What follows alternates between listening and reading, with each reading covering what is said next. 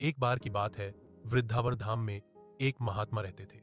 बड़े ही उदार और पूर्ण भगवत समर्पित, अपनी बुद्धि का थोड़ा सा भी प्रयोग नहीं करते थे। एक समय की बात है, वो महात्मा अपने शिष्यों के साथ यमुना स्नान करके चले तो मार्ग में उनकी जटा झाड़ी में उलझ गई, तो उन्होंने उसे निकाला नहीं। एक शिष्य ने देखा, गुरुजी खड़े क्यों हो गए। उसने देखा कि उनकी जटा उलझ गई है, तो उसने दूसरों शिष्यों से कहा। सब शिष्य जटा निकालने की ओर बढ़े तो महात्मा ने रोक दिया। शिष्य बोले, जटा उलझी हुई है। तो महात्मा बोले, तुमने उलझाई है। शिष्यों ने कहा, नहीं तो तुम क्यों निकलोगे। अब आगे शिष्य क्या बोलते। वो चुप। एक शिष्य बोला, आप निकालो।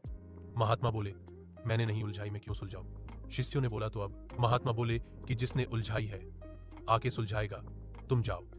आज्ञा पाकर चेले चले गए। महात्मा वही भजन कर रहे, खड़े खड़े पूरा दिन बीत गया, नहीं हिले वहां से। तो आखिर में श्री कृष्ण वहां पहुंचे और बोले, बाबा आपकी जटा निकाल दूं। महात्मा बोले कि तुम कौन। श्री कृष्ण ने कहा, मैं कृष्ण। महात्मा बोले, कौन कृष्ण। मैं कृष्ण भगवान। महात्मा बोले कि भगवान होने का प्रमाण दो। अब कृष्ण भगवान बोले कि मैं कैसे प्रमाण दूं बाबा।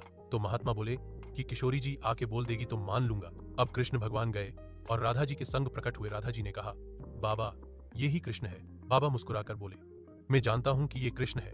कृष्ण भगवान बोले, फिर प्रमाण क्यों मांगा। तो बोले, नहीं मांगता तो किशोरी जी के दर्शन कैसे कर पाता।